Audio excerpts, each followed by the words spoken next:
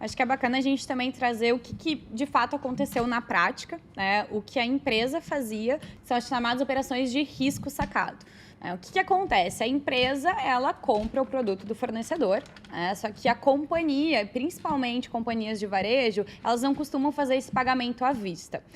Então, o que ela fazia? Ela tomava essa dívida com o banco fazia o pagamento do fornecedor, dentro ali dos prazos estipulados, e a companhia fazia esse pagamento para o banco num prazo mais alongado. Então, assim, ela conseguia se organizar melhor em termos de fluxo de caixa, enfim, em questões operacionais. Até aí tudo certo, essa operação de risco sacado, ela é uma operação legal e ela é amplamente utilizada.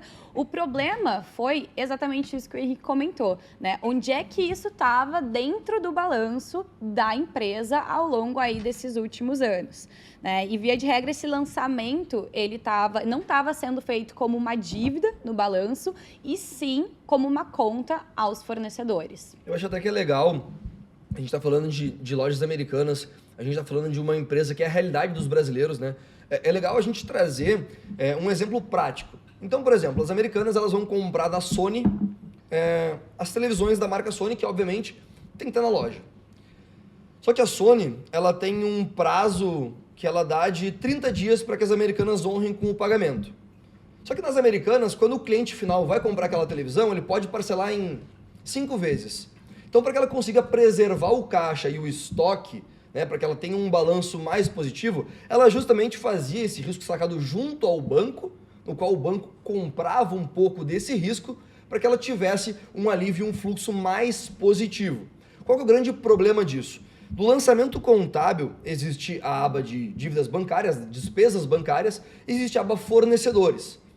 Quando existe algum lançamento indevido, por exemplo, nesse caso, a gente deveria ter um lançamento de dívida, de despesa bancária, e esses números estavam na aba fornecedores, existe uma maquiagem dos números. Porque quando a gente tem um gasto com fornecedor, subentende-se que esse gasto com fornecedor ele vai ser convertido em venda. Então, ele não é visto de uma forma tão negativa quanto uma dívida bancária, por exemplo. Lembrando que, Americanas, a gente está tratando de varejo. O varejo, por si só, ele já tem margens mais achatadas. Se a gente tem uma dívida bancária muito grande, isso traz ainda mais insegurança para o investidor escolher aquela empresa.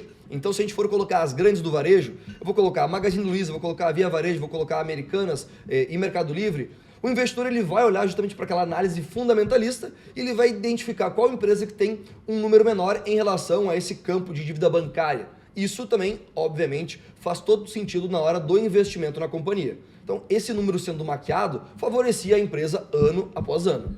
A gente está falando aí provavelmente de uma maquiagem desses números de aproximadamente 7 anos. E isso, tudo que o Henrique comentou agora, nada mais significa do que dizer que a dívida líquida da empresa, ela na verdade é muito maior, né, do que estava sendo mostrado para o mercado balanço após balanço.